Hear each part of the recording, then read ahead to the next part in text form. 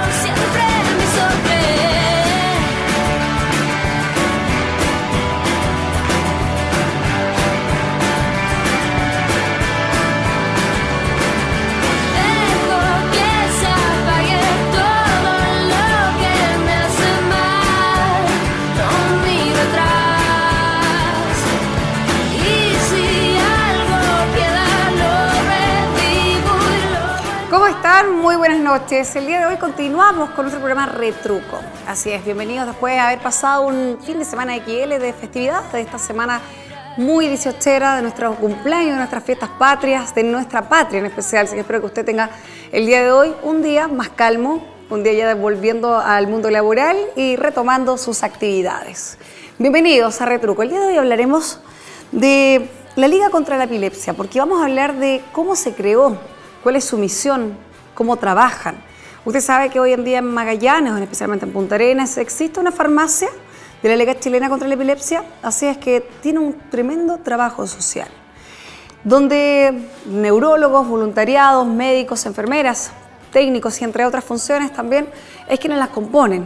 Cómo se lidera, cómo se realizó y cuál es la misión que tienen, no solamente la educación, la prevención, sino que también poder despejar las dudas y lamentablemente ciertas incertidumbres que existen o temores que existen contra esta enfermedad.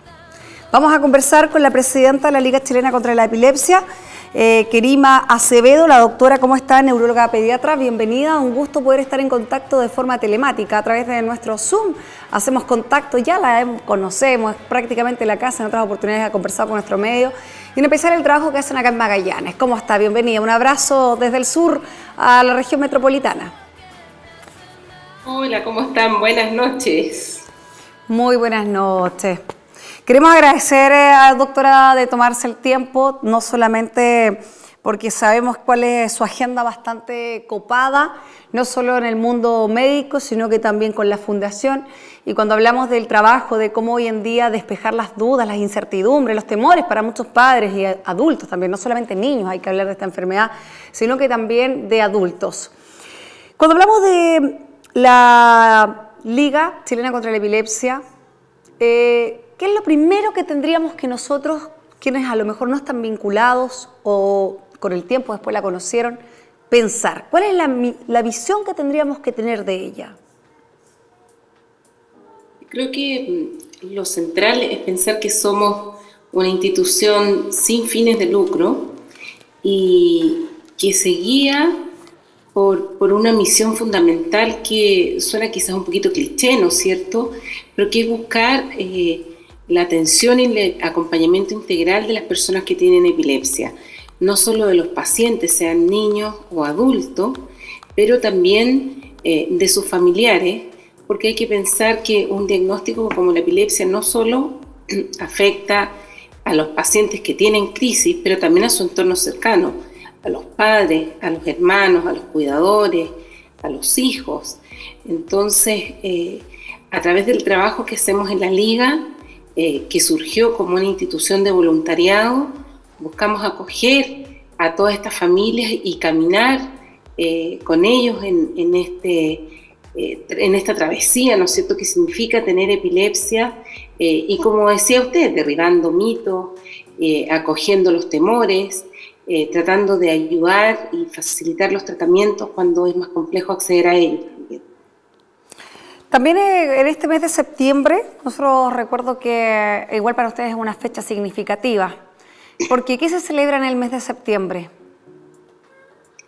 Bueno, en el mes de septiembre tuvimos ya el día 9 de septiembre, el Día Latinoamericano de la Epilepsia, y lo hemos ido como Liga Chilena contra la Epilepsia y quienes estamos involucrados en la epilepsia, tomándolo como la Semana Latinoamericana, y nosotros como Liga Chilena contra la Epilepsia nos mantenemos muy en contacto con otras instituciones del continente, con nuestros colegas, con amigos, con otras fundaciones, y la historia comenzó en realidad un poquito en Chile, porque el año 2000 fue el Congreso Latinoamericano de Epilepsia, el primero de ellos, organizado en nuestro país, el año 2000, y en el marco de ese congreso se firmó la Declaración de Epilepsia de Santiago, en el cual hubo un compromiso transversal de los distintos países participantes a través de sus representantes, también de representantes de las instituciones internacionales de epilepsia, la Liga Internacional contra la Epilepsia y el Buró Internacional de la Epilepsia, y también de OMS, OPS, así como de representantes del Ministerio de Salud de nuestro país.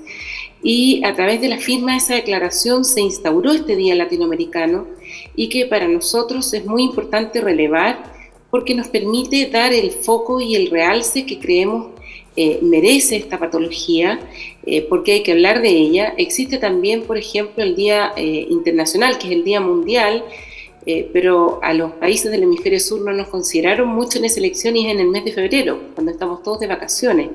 Así que creemos que es fundamental abrazar algo que surgió desde este continente, fue la primera declaración regional, y cada año irle dando más importancia y generar acciones que nos permitan trabajar con los pacientes, con sus familias, con nuestras autoridades de salud, para buscar un tratamiento más integral.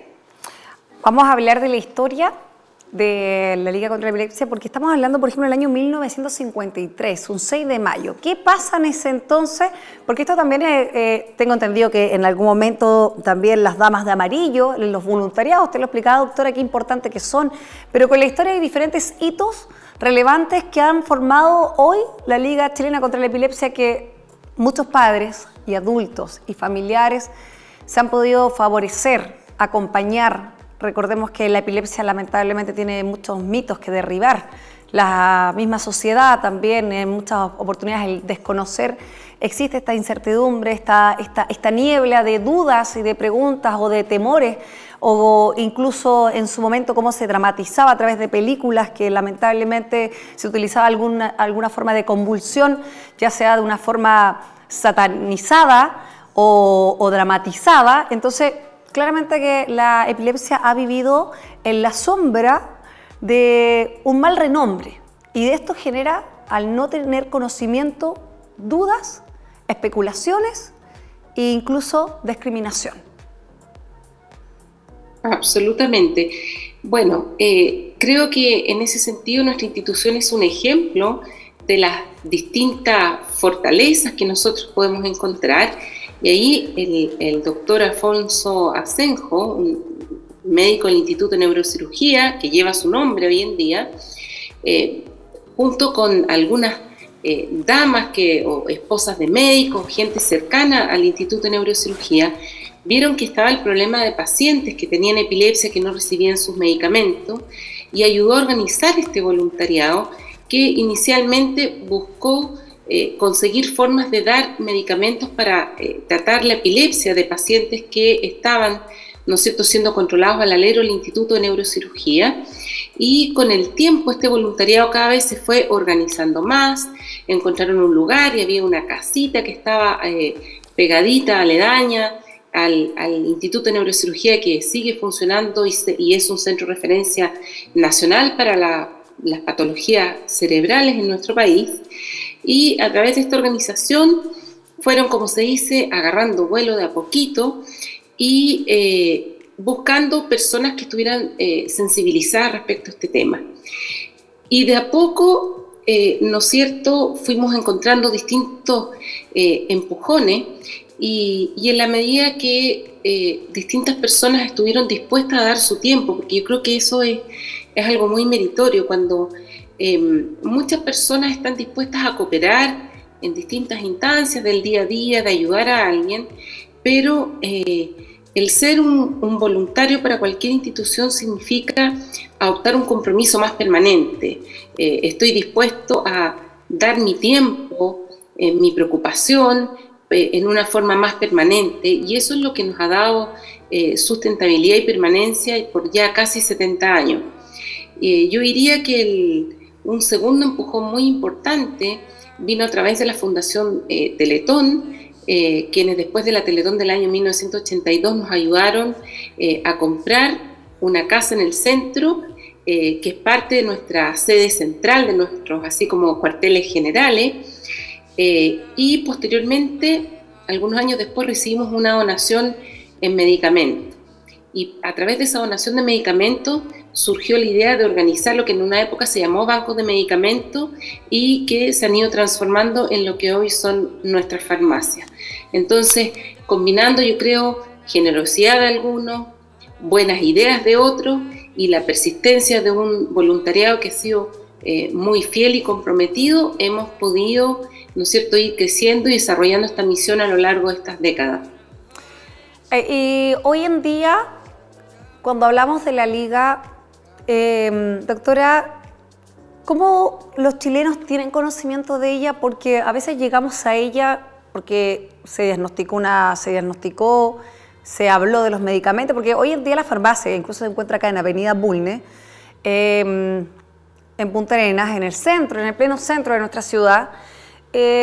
Uno podría pensar que solamente venden, por ejemplo, medicamentos ligados a la epilepsia, pero venden otro tipo de medicamentos. Con el tiempo también han ido incorporando diferentes líneas de trabajo. Entonces, hoy en día, ¿se ha hecho visible la Liga? Nos estamos haciendo visibles de a poco y hemos tratado de ir aprendiendo y preguntando a quienes se acercan, ya sea a nuestra farmacia o a nuestras distintas sedes por otras razones, como tratar de aprender o comprender cómo supieron de nosotros, cómo llegaron, y creo que falta todavía un montón de trabajo en ese sentido. Hay gente que nos conoce porque somos una farmacia económica, y yo creo que eso es muy bueno porque hacemos realmente esfuerzos por poner a disposición de los pacientes, de quienes se acercan a nuestras sedes, por ejemplo la de Punta Arenas, a comprar medicamentos. Inicialmente teníamos un foco que estaba exclusivamente relacionado a la epilepsia o a otras enfermedades que son lo que nosotros llamamos las comorbilidades o las patologías asociadas a la epilepsia, como puede ser el déficit atencional, la depresión, quizás los trastornos ansiosos. Después nos fuimos acercando a otras enfermedades que están a nivel del sistema nervioso central del cerebro, como pueden ser las demencias y cosas así, pero nos fuimos dando cuenta que nuestros propios pacientes nos pedían, bueno, pero ¿por qué no tienen otras cosas que yo también necesito? Y es como hemos ido creciendo de a poquito en forma cautelosa, porque aunque tenemos una cierta presencia, no somos farmacias tan grandes y tenemos que cuidar de tener un crecimiento, ¿no es cierto?, que nos permita ser, digamos, como un poquito inteligentes en ese sentido de ofrecer buenos servicios y mantener esto que nos importa, ser económico. Pero hay personas que se acercan a la farmacia y no saben lo que hay por detrás. Claro. No entienden que yo he usado un poquito el eslogan en los últimos meses, es decir, ayúdenos a ayudar. Porque al ser nosotros una institución sin fines de lucro, cada peso que alguien invierte yendo a nuestras farmacias y comprando, sirve para ayudar a otras personas, ya sea porque hacemos educación que es gratuita, porque a pacientes que tienen epilepsia podemos darles beneficios para comprar medicamentos que son de más alto costo o que no están incluidos en los planes GES, por ejemplo, epilepsia en nuestro país, o porque también damos otro tipo de servicios como son talleres, capacitaciones y algunas cosas que tenemos en Santiago que no hemos podido todavía extender a provincia, como es el acompañamiento de niños con dificultades de aprendizaje, por ejemplo, o un servicio médico que realmente es de muy alto nivel y muy especializado. Son 65 años de historia ya, doctora, y todo comenzó, por lo menos con los medicamentos, con 40 cajas de carbamazepina. Nace en el banco, así es como nace la farmacia, ¿no es cierto? Con estas 40 cajas está evaluado en 500.000 pesos, tal como usted lo comentaba, que es la liga tal como la conocemos hoy, en su sede y farmacia a lo largo de Chile, pero habla de estas 40 cajas de carbamazepina que equivalían aproximadamente a 500.000 pesos, donde hoy en día uno se pregunta, porque son medicamentos que uno no puede dejar de tomar. O sea, en esa época la importancia, el poder acceder, el poder tener el medicamento y llegar a las personas que habían sido diagnosticadas, era sumamente importante. Hoy en día me imagino que el campo de fármacos es más amplia. También con el tiempo se ha aprendido más de la epilepsia en estudios médicos. También el clínico de los pacientes así lo ha demostrado. Donde hoy... doctora, ¿usted siente que la comunidad, que la sociedad sabe más de epilepsia que, por ejemplo, hace 60 años atrás? De todas maneras se sabe mucho más. Yo creo que hemos ido aprendiendo, estamos haciendo todos un uso más inteligente de las redes sociales. La pandemia no estuvo tan encerrados, pero por lo menos como liga, donde tenemos un equipo de educación y extensión muy fuerte y muy comprometido y trabajador, rápidamente nos transformamos y aprendimos a usar, ¿no es cierto?, los que se llaman los webinars online, el canal de YouTube, modernizamos nuestra página web, entonces usamos Twitter, Instagram, entonces hemos empezado a usar otros canales para darnos a conocer y a través de eso a educar. Y educar es extremadamente importante. Hoy día tenemos a todo nivel, no solo en epilepsia, pero tenemos pacientes que son más informados, buscan más, nos piden más y siempre tenemos que seguir luchando con el estigma. Hay cosas del lenguaje, por ejemplo, que nosotros hemos tratado de relevar en los últimos 3 años, un poquito más, cuando uno dice no diga el epiléptico porque suena una cosa como súper peyorativo, o no hablemos de padecer porque padecer suena como algo demasiado sufriente, ¿no es cierto?, sino que más bien es tener, como yo tengo asma, otro tiene alergia, bueno, alguien tiene epilepsia. Y respecto a la importancia de incluir, se habla mucho de inclusión hoy en día en nuestro país a distintos niveles. Trabajar con discapacidad, epilepsia no significa necesariamente tener discapacidad, pero lo que queremos es que no se discrimine. No queremos que si un niño va al colegio lo señalen con un dedo y le digan no, este niño tiene epilepsia, no puede hacer educación física, o que en un trabajo a una persona no se le contrate porque tiene epilepsia, como hemos visto y hemos escuchado muchas historias. Y creo que ahí tenemos un foco importante en los jóvenes, porque los niños y los jóvenes son mucho más permeables, son mucho más tolerantes y están más abiertos al cambio. Y creo que en ese sentido el trabajar con niños en colegios, que es algo que se hace con mucha fuerza, va a permitir derribar muchos mitos que todavía persisten. Doctora, ¿cuáles son los mitos? Bueno, usted recién los mencionaba, pero ¿cuáles son los mitos que especialmente en la sociedad se han ido quedando en el tiempo? Creo que esto también es lo que usted hablaba cuando hablamos de inclusión, cuando hablamos de no discriminar. Hay gente que lamentablemente, o que por no saber a lo mejor, creo que esta es buena instancia y por lo mismo son estos programas, para ir conociendo, para ir descartando, para ir derribando estos mitos, para ir haciendo realmente inclusión. Porque a lo mejor, como usted lo mencionaba, la forma correcta de decirlo, la forma correcta de referirse a una persona que fue diagnosticada con epilepsia, si no lo aprendemos, lamentablemente es una acción que se va quedando con el tiempo y pasa de generación en generación. ¿Cuáles son los mitos más habituales que usted escucha como doctora, porque usted es neuropediatra, y que también los padres vienen a hablarle? Porque yo creo que está una parte clínica cuando se ve a los niños o a los adultos o adolescentes, pero también está la familia, que la familia también entrega otra información.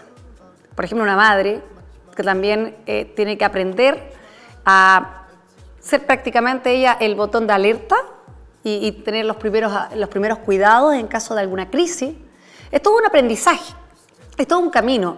Y que muchas veces estas mujeres o familias o padres, igual hay que decirlo, o quienes están a cargo, llevan esta lucha de bandera de poder ser incluidos los niños y derribar incluso en los colegios. Yo sé que hay padres o madres que se quedan callados en los colegios y no comentan que sus hijos tienen epilepsia, por ejemplo, para que no los dejen fuera de gimnasia o fuera de alguna actividad que lamentablemente el proteger genera estas dudas. Creo que igual todo se aprende. Hoy en día se ha avanzado muchísimo. Yo sé que ustedes tienen un equipo de educación que hace un gran labor en conjunto con el voluntariado de profesionales, los colegios también que abren sus puertas cuando se entregan estas charlas.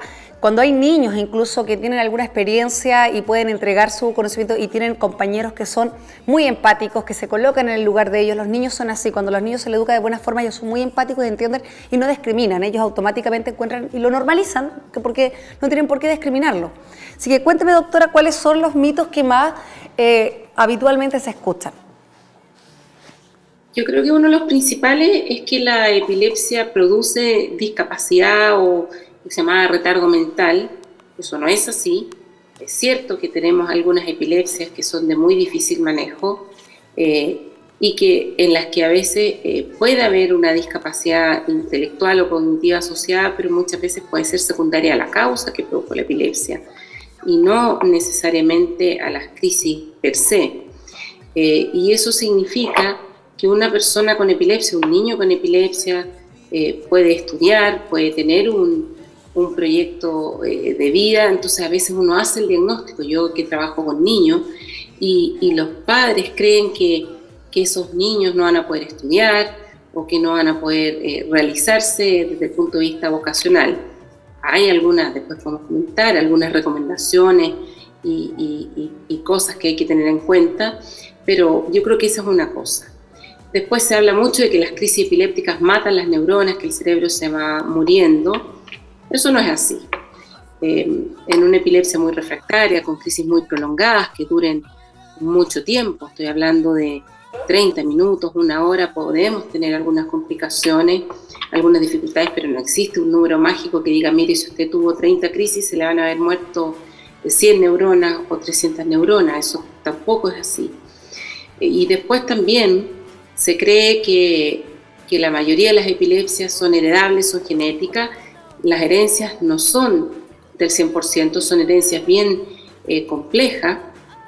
Y entonces creen que las mujeres que tienen epilepsia, por ejemplo, no pueden ser mamás. Claro. Y la verdad es que sí pueden desarrollarse y ser tan plenas como el resto de las mujeres.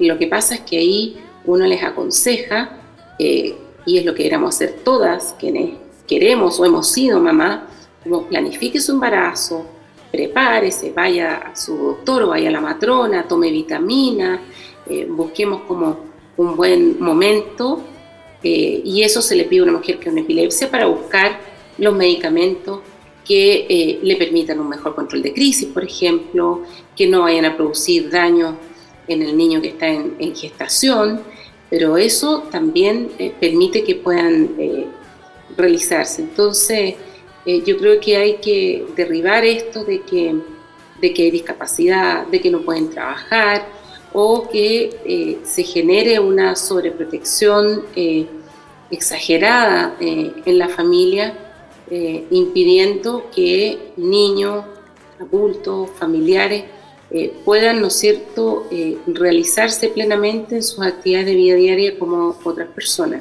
Y quizás otro mito también que está bien instalado es esto de la fotosensibilidad, como creer que porque uno tiene un flash de luz va a tener una crisis epiléptica.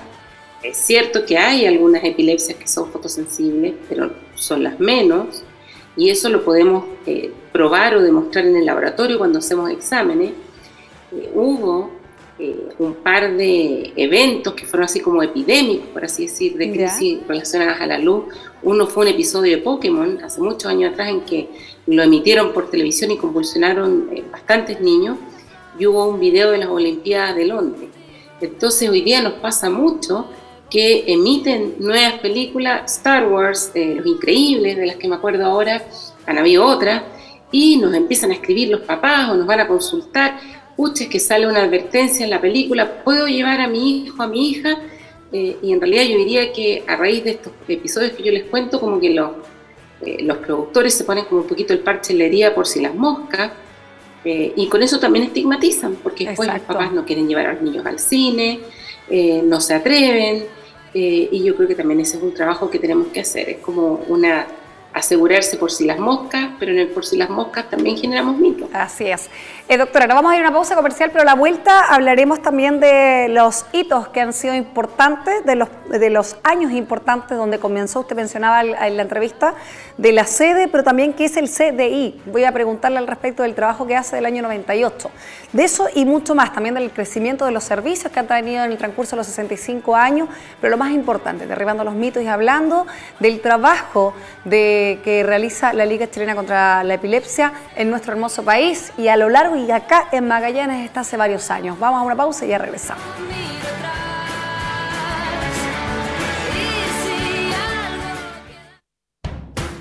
Pingüino Multimedia, con el auspicio de Colegio Particular Novelius, lealtad, nobleza, sabiduría. Comercial Termo Austral, fábrica de ventanas. Supermercado Rofil, el más económico de la ciudad. Pingüino Multimedia, con el auspicio de Colegio Particular Novelius, lealtad, nobleza, sabiduría. Comercial Termo Austral, fábrica de ventanas. Supermercado Rofil, el más económico de la ciudad.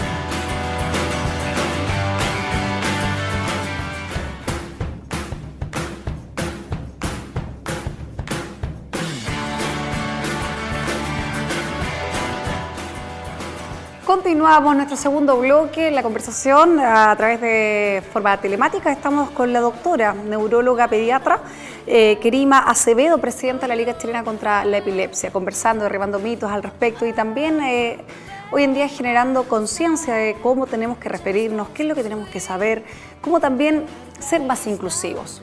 Hoy ya estamos en contacto con ella nuevamente, queremos generar con esta entrevista también concientizar la palabra y ser empáticos.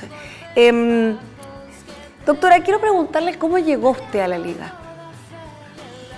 Sé que vamos a hablar yo sé que vamos a hablar del CDI, que es para la gente que a lo mejor no lo sabe, de también los crecimientos crecimiento en el servicio que han tenido, de los hitos del año 91, 92, que igual fueron importantes, pero mientras tenía esta pauta, que quiero seguirla, pero antes me hubiese encantado preguntarle al comienzo, ¿cómo llega usted? Porque acá también es vocación, es servicio.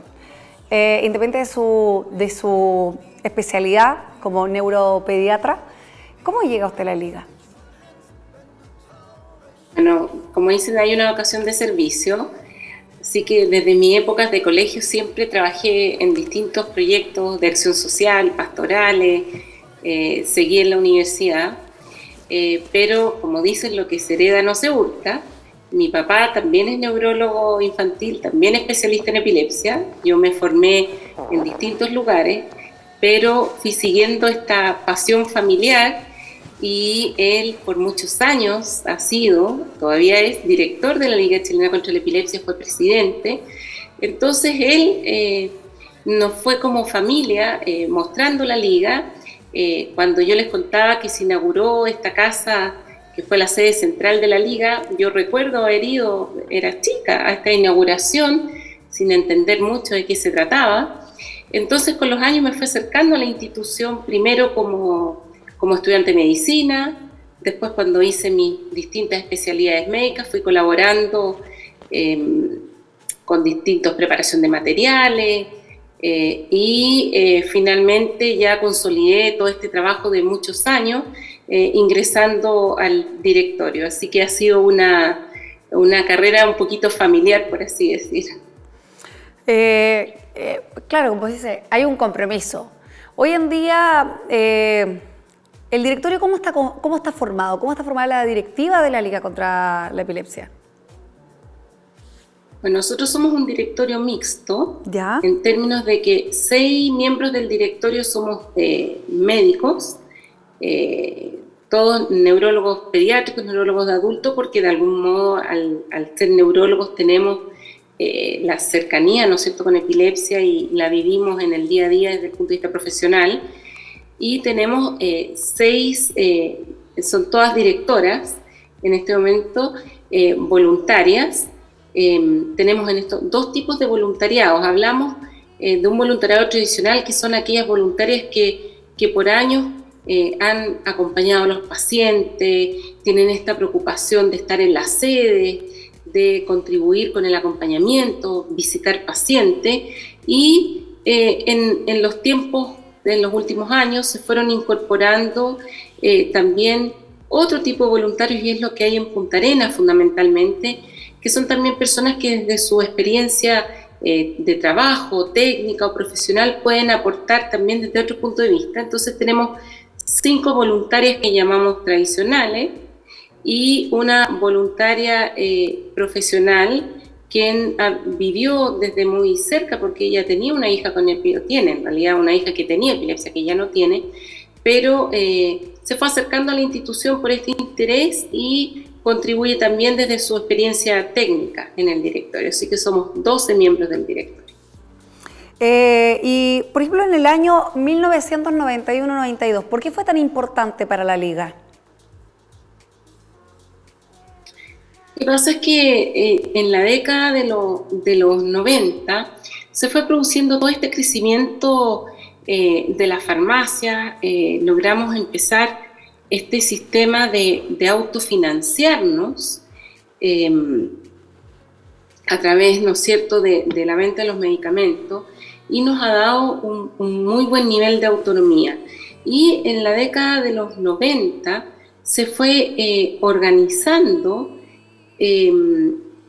digamos, el proyecto y la misión que corresponde a Liga Chilena contra la Epilepsia, que recibió, porque existía la Liga, existe todavía la Liga contra la Epilepsia de Valparaíso, que era la institución que estaba afiliada a quien es nuestra como filial internacional, que es el llamado Buró Internacional de la Epilepsia, y durante los 90 se produjo una reorganización y Valparaíso cedió esta representación a la Liga de Santiago, que agrupa lo que se llama ALICHE, que es la Asociación Nacional de Ligas contra la Epilepsia de Chile, y nos permitió, ¿no es cierto?, irnos organizando y, como yo les decía, formalizar esta relación que tenemos con el Buró.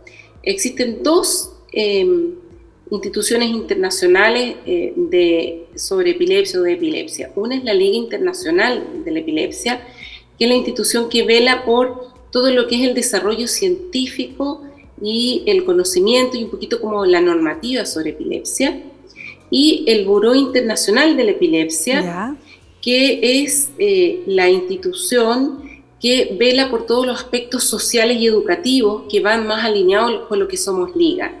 Entonces, la Liga Chilena contra la Epilepsia entregó esta parte, o lo que es ser parte de la Liga Internacional, a la Sociedad Chilena de Epileptología, que es la sociedad que en Chile vela en buena parte por la parte, valga la redundancia, por todo lo que es científico, y la Liga Chilena contra la Epilepsia se organizó en lo que es el Buró, sin dejar de lado esta misión educativa que es muy amplia, que no solo abarca a los profesores, a los familiares, a los pacientes, sino que también velamos por el personal de salud, por los estudiantes y también por los médicos. ¿Qué es el CDI, doctora, que comenzó el año 98? ¿Qué es? ¿Qué significa? ¿Qué aborda? ¿Qué realiza? El CDI es el Centro de Desarrollo Integral y es un área, un servicio de la Liga a la que yo le tengo mucho cariño, porque llevo alrededor de, yo creo, como 15 años, quizá un poquito menos, trabajando como asesora del centro. ¿Ya? La epilepsia, yo les contaba, puede asociar con cierta frecuencia lo que se llaman comorbilidades, otras patologías o situaciones anexas a la epilepsia, y en el caso de los niños tenemos, puede tener hasta 30% de déficit atencional o de trastornos de aprendizaje, como el triple de la población general. Entonces el CDI se creó como un centro destinado a acompañar y tratar a niños con epilepsia que tienen dificultades de aprendizaje.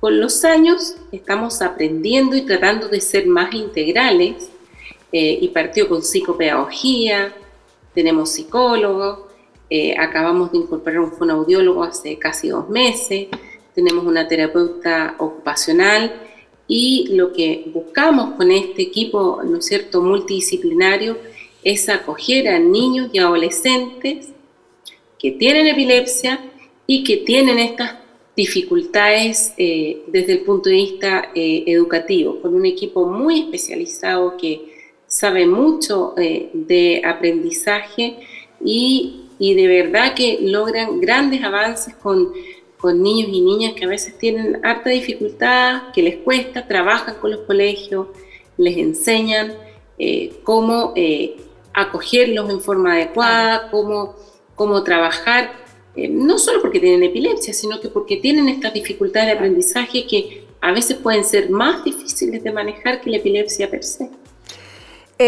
¿Y cómo?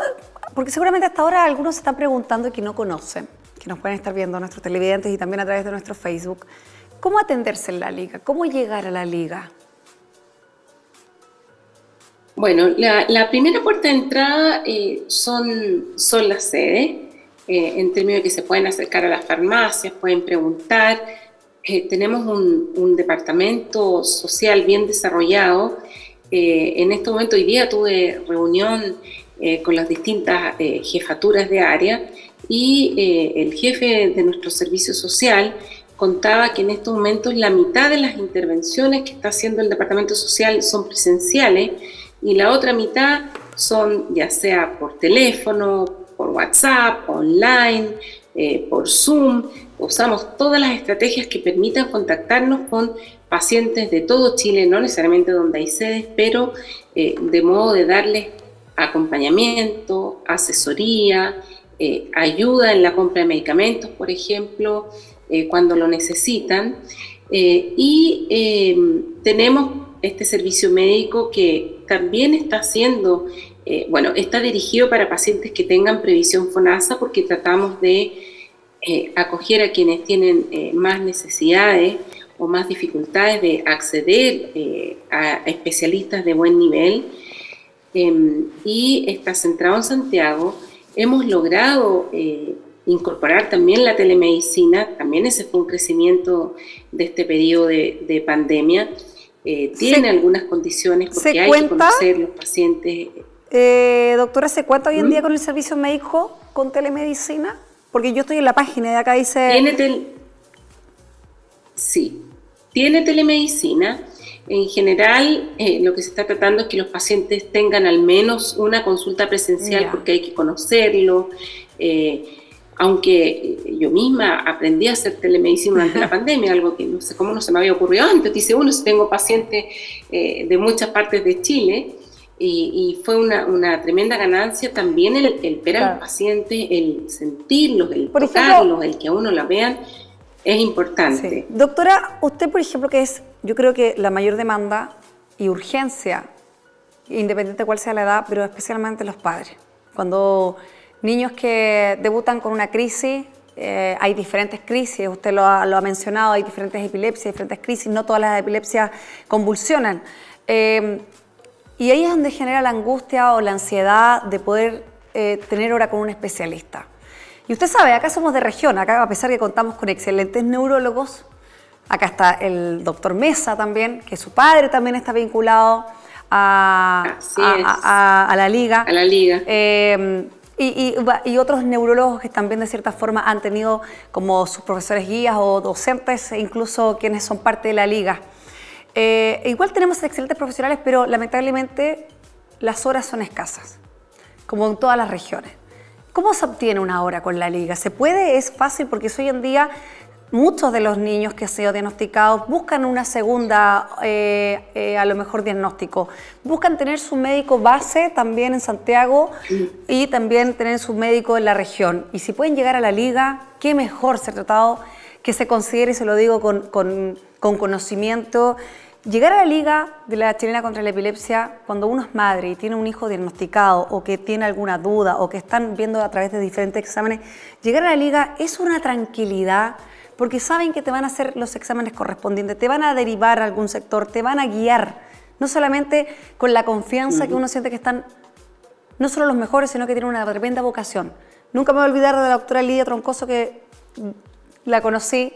Y también ella siempre mencionaba que a los niños con epilepsia no había que protegerlos ni malcriarlos, sino que tratarlos como si fueran el cuarto de 8 hijos, así. Después entendí por muchos años el por qué ese refrán, porque no había que malcriarlos, no había que sobreprotegerlos, que lamentablemente muchos padres cometen esa situación que es normal. Y el acompañar también, acá ustedes tienen la comunidad de la Liga, que es como poder acompañar a familiares o a quienes son cuidadores. Pero ¿se puede llegar a un especialista, a un neurólogo pediatra, por ejemplo, como es en su caso? Yo me imagino que la agenda igual está escasa, pero ¿se puede? Se puede. Como yo les decía, estamos tratando de buscar una combinación presencial online. Lo que pueden hacer es ingresar a la página web en www.ligaepilepsia.cl. Ahí está la información. Al abrir sale la información del servicio médico. Pueden llamar a los teléfonos donde les van a responder y les van a derivar ese servicio médico, donde tenemos enfermeras, enfermeros que pueden orientarlos al respecto. Ahora, obviamente somos finitos, tenemos cierta cantidad de horas, tenemos tremenda demanda. Se acumularon muchos pacientes que no se controlaron en los periodos, ¿no es cierto?, de encierro, y eso también como servicio se ha vivido en términos del colapso que estamos viendo. Claro. Por patologías o pacientes que se acumularon y no fueron diagnosticados, no se pudieron controlar, no se trataron.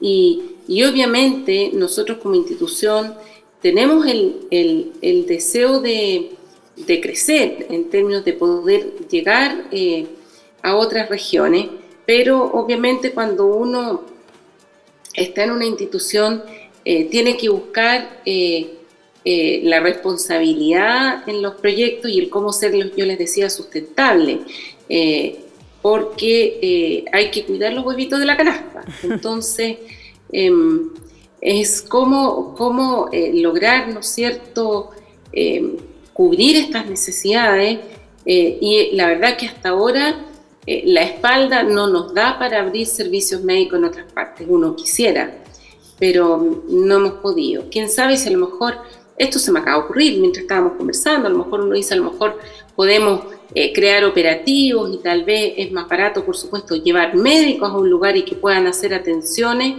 versus, ¿no es cierto?, que cada paciente en forma individual se tenga que trasladar un poco como se hace en algunas instituciones o grupos que se organizan. Yo sé que hay equipos de médicos, de compañeros de generación a veces que han ido a hacer operativos, incluso a vuestra región, por ejemplo.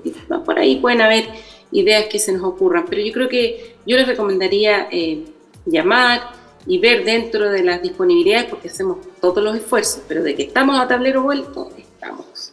Doctora, usted habló algo de las listas de espera y de los medicamentos de las personas que dejaron de atenderse o sus controles. ¿Qué tan importante es la continuidad del medicamento, independiente de cuál sea la epilepsia, cuál sea el tipo de epilepsia y la edad del paciente? ¿Qué tan importante es la continuidad? Porque recordemos que este medicamento se da cada ciertas horas, dependiente del fármaco, porque hay ciertas patologías o enfermedades que uno dice, bueno, no me tomo el remedio hoy día, o se me olvidó.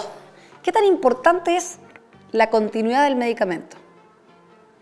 No, en epilepsia es fundamental, saltarse una dosis puede significar tener una crisis de nuevo, con todo, yo diría el impacto emocional que significa para una familia presenciar una crisis de un ser querido, o la sensación de estar completamente indefenso si uno tiene una crisis, si se produce una desconexión o una convulsión, que es una situación vivencialmente y emocionalmente muy, muy intensa.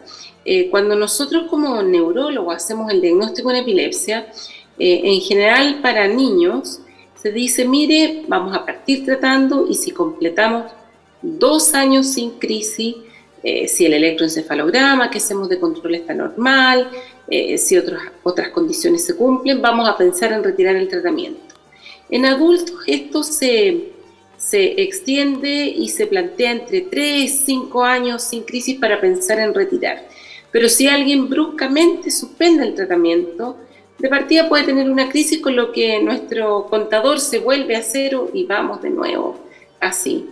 Lo segundo es que al suspender bruscamente pueden tener no solo una crisis, sino que tener lo que se llama un estado epiléptico o estatus epiléptico, que son crisis prolongadas, de más difícil manejo, que tienen riesgo, porque al ser prolongadas los pacientes pueden tener aspiración, tener neumonía, o tener crisis que se prolongan ya por tanto tiempo que son muy difíciles de controlar y requieren ir al servicio de urgencia, hospitalizarse.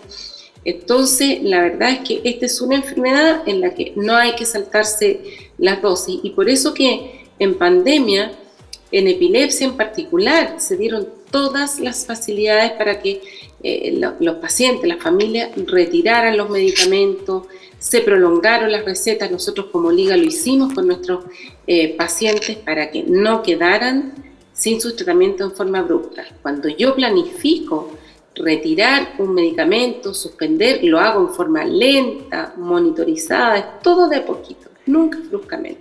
En Avenida Bulnes 315 está la farmacia de la Liga Chilena contra la Epilepsia acá en Punta Arenas. ¿Tengo que ir con receta, doctora, a comprar el tratamiento, comprar el medicamento? No solamente para la epilepsia, recordemos que tienen otro tipo de medicamentos, e incluso para niños diagnosticados con TEA. Entonces, qué importante es cuando hablamos que puedo aportar, puedo ayudar, pero también hablamos de costos inferiores a lo mejor a farmacias que son comerciales.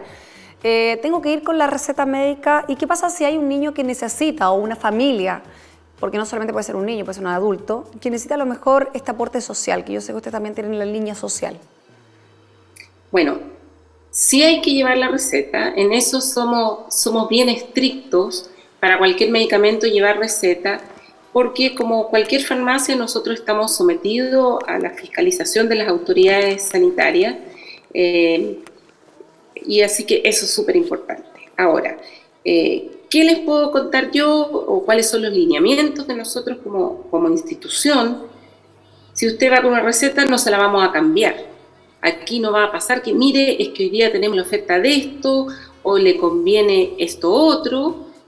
Nosotros como institución no hacemos eso. Aquí ningún dependiente de farmacia, nadie recibe ningún bono porque vendemos más de uno o menos del otro. Eso no ocurre. Tengan la tranquilidad de lo que les haya indicado su doctor, su doctora, va a ser lo que van a recibir, y hemos tratado de tener un sistema digitalizado bien maduro, bien moderno, en que algunos medicamentos que se pueden indicar por periodos prolongados que no requieren lo que se llaman las recetas controladas o las retenidas, que hay que estar retirando porque es una por una, o digamos, una vez que se ocupa la receta no se puede volver a utilizar, pero para indicaciones prolongadas eso queda ingresado en el sistema y no hay ningún problema en que sigan yendo a retirarlo, ya sea por un medicamento para epilepsia, como puede ser, por ejemplo, algo para tratar el reflujo que requiere receta permanente, o para la alergia, o los inhaladores, por ejemplo,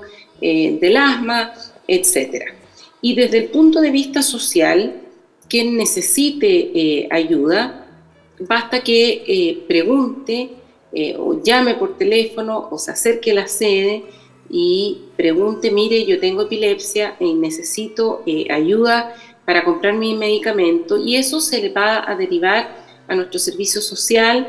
Tienen que pasar, por supuesto, por una evaluación, ¿no es cierto? Y aquí sí que no importa si son FONASA, si son ISAPRE si tienen previsión o no, porque también estamos tratando de ser muy justos en eso y comprender que hay personas que tienen una previsión u otra con mucho esfuerzo y que también las condiciones de las familias son distintas, porque puede haber un ingreso mejor, pero con gastos en una familia que son mayores, porque hay más enfermedades crónicas, porque hay hijos que están estudiando, o porque hay adultos mayores que son dependientes. Entonces esas cosas se consideran en las evaluaciones sociales para poder asignar en la forma más justa posible las ayudas que alguien pueda necesitar. Queremos agradecerle, doctora, este contacto el día de hoy, hablar de la Liga, de la emisión, del trabajo, de los diferentes servicios que han ido creciendo en estos 65 años, pero en especial de la vocación y el compromiso que tienen con quienes han sido diagnosticados con epilepsia. El acompañamiento a las familias es sumamente importante, derribar los mitos, generar conciencia, concientizar, generar estos y derribar en especial la discriminación que por los años ha lamentablemente llevado la epilepsia en el transcurso de la vida de muchos niños y también adultos, que incluso han tenido que ocultar su diagnóstico por un temor de ser a lo mejor indicados, no incluidos. Muchas gracias, doctora, que esté muy bien. Invitar a todos a través de la plataforma. Eso, www.ligaepilepsia.cl, todas nuestras redes sociales. Gracias por este espacio, por pensar un poco en lo que es epilepsia, en lo que le pasa a la familia, en cómo podemos colaborar y acoger a los que están cerquita nuestro, porque es bien frecuente. Así es. Muchas gracias, un fuerte abrazo. www.ligaepilepsia.cl. Hay, la verdad, varios cursos que incluso son gratuitos. Hay un kit que lanzaron el 8 de septiembre. El kit digital para capacitar equipos de salud en epilepsia, a la familia, laboratorios, exámenes. Habló de ciertos exámenes, incluso la doctora, pero puede conocerlos y hay una farmacia acá en Punta Arenas que queda en Avenida Bulnes 315. Puede conocer de esos medicamentos y otros. Y si usted tiene alguna patología o enfermedad o necesita buscar un paracetamol, puede aportar porque son sin fines de lucro. Quiere decir que todo lo que llega y se aporta va a ser a beneficio a un niño o un adulto que lo necesite, desde una resonancia, un electroencefalograma, o tan simple como un medicamento, o para educar a la sociedad, a la comunidad, para derribar estos mitos que ha tenido la epilepsia en el recurso de los años. 65 años haciendo vocación la Liga Chilena contra la Epilepsia, y donde hoy en día acá en Magallanes hay un voluntariado y también una liga. Que tenga un excelente descanso, nos volvemos a encontrar el próximo martes por un tema de su interés. Que esté muy bien.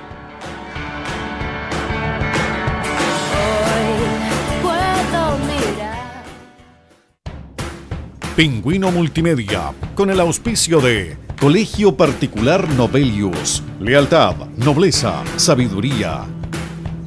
Comercial Termo Austral, fábrica de ventanas. Supermercado Rofil, el más económico de la ciudad. Presentó Retruco.